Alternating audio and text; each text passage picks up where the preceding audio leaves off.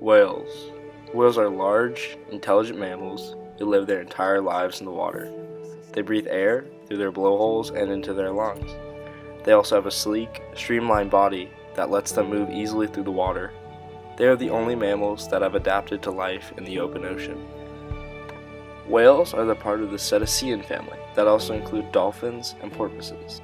The common ancestor of the whales is the same as other land animals, a salamander-like shaped tetrapod that started living on land about 360 million years ago. Through natural selection and evolution, this animal gradually improved lung function, morphed their lobe fins into legs, and shifted their jaw joints to hear in the air instead of in the water. Primitive whales evolved during the mid-Eocene period about 50 million years ago. Fossil remains indicate that whales evolved over hoofed land mammals. Scientists speculate that a hyena-like animal called the Mesonychiad gradually returned to the sea, evolving over millions of years to create the creature we see today. Another possible ancestor of the whale is the Ambulocetus, which is an extinct mammal the size of a sea lion that resembled an otter. Its limbs allowed it to swim, and it could also support on land. It had long, powerful jaws with shark-like teeth, small brains, and a pelvis fused to its backbone. However, whatever the shape or size, the earliest whales appeared about 55 million years ago. Like all other modern mammalian orders, during the spike in global temperatures at the beginning of the Eocene. Chasing new kinds of food sources deeper in the water, these creatures gradually developed longer snouts and sharper teeth better suited for snapping up fish, a form of natural selection. By about 50 million years ago, they'd become proficient four-legged swimmers that would still move on land. By adapting to water, early whales gained the access to an environment close to most other mammals, rich in food and shelter, and short on competitors and predators. Those were the perfect conditions for the evolution to take place. Through this process of natural selection, the whales' necks compressed and stiffened to push more efficiently through the water, and their faces became longer and sharper. Their hind legs thickened into pistons, and their toes stretched and grew webbing. Some whales developed a thick, powerful tail that moved up and down to propel forward. Natural selection among whales favored longer and more flexible spinal columns. Also, whales' nostrils slid back into the snout towards the crown of the head, becoming blowholes. Over time, as animals dived deeper, their eyes began to shift from the top of the sides of their heads into order to see better and lateral in the water. And whales grew ears that were more sensitive to underwater sounds, thankful to pads of fat that ran in channels of blanks in their jaw, gathering vibrations and funneling them to the middle ear.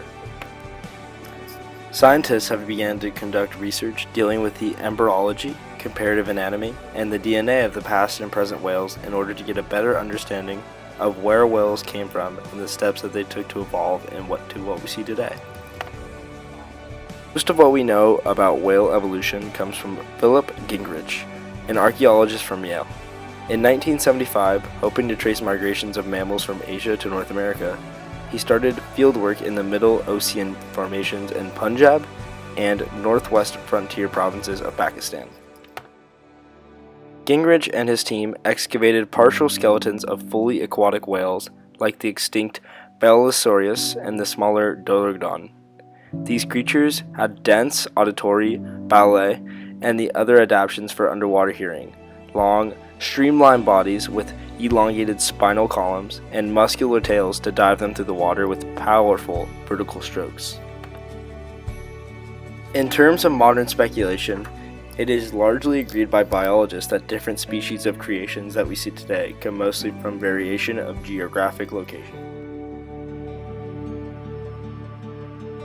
Different areas of the world bring different temperatures, topographies, and prey that over time modern whales have adapted to, with natural selection changing their jaw structure, size, and color to adapt all facets of life.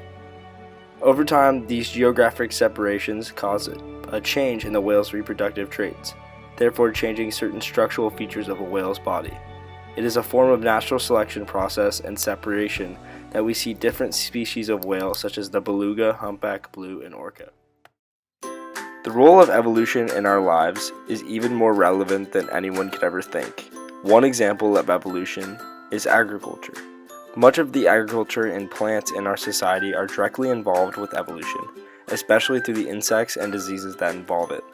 Over time, the variables in all insects and plants change because, in essence, evolution is the result of modification over time.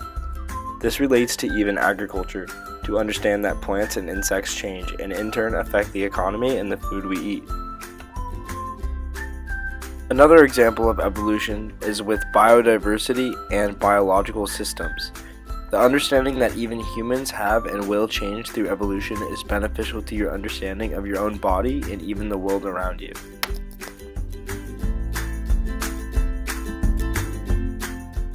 Knowing these examples of evolution in turn inform you to make important decisions in your life about your economy, faith, and even your health.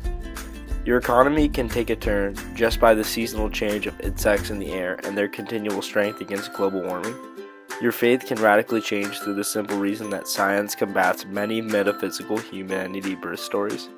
And finally, you are more informed on how your ancestors have gone through the development and ways humans have combated natural disease.